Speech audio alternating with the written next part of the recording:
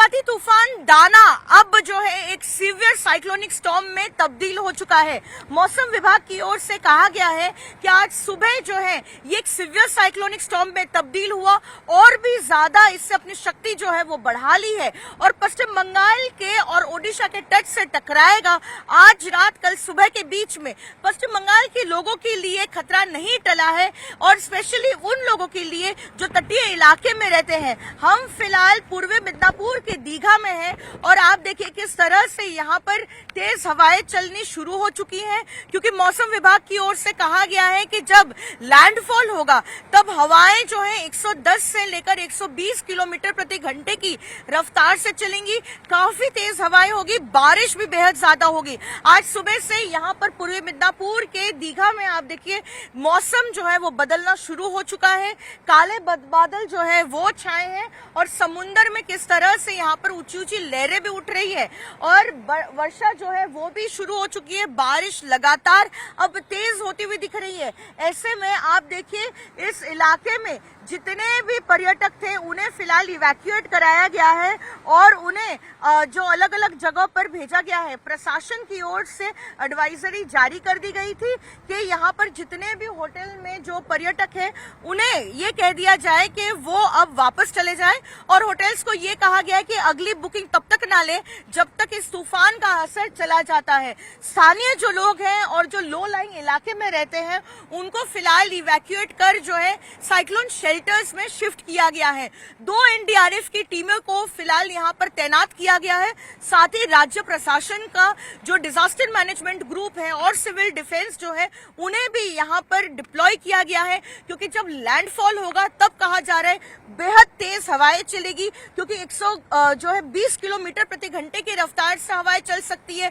तो काफी ऐसा जो है यहाँ पर नुकसान पहुंच सकता है। उसको देखते हुए प्रशासन की ओर से यहाँ पर प्रिकॉशनरी मेजर्स लिए गए हैं।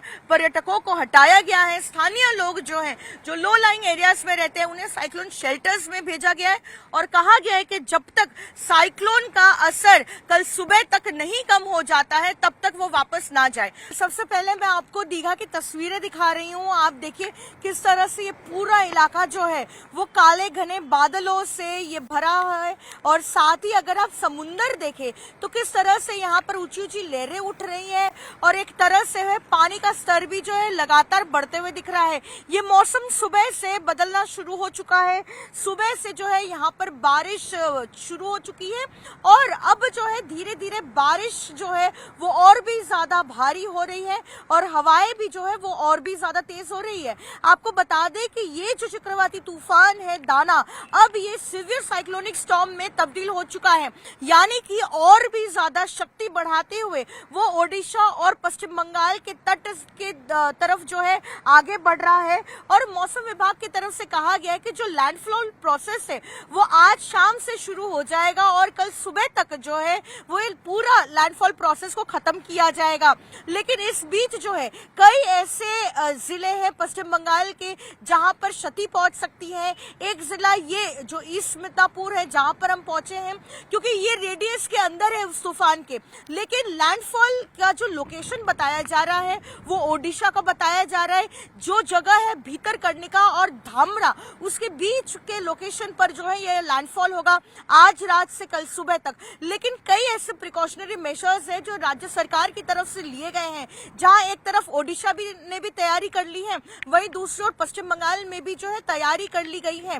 कोलकाता एयरपोर्ट पर जो है फ्लाइट ऑपरेशंस पूरी तरह से आज शाम 6 बजे के बाद से बंद कर दिए जाएंगे और फिर एक बार रिज्यूम किया जाएगा कल सुबह 9 बजे से। वहीं दूसरी ओर अगर ईस्टर्न रेलवे की बात करें तो ट्रेनों की भी जो है आवाजाही बंद कर दी जाएगी। आज रात को 8 बजे जो है लास्ट ट्रेन खुलेगी शियालदह डिवीजन में और कल सुबह 10 बजे के बाद ही जो है ट्रेन ऑपरेशंस को नॉर्मलाइज किया जाएगा।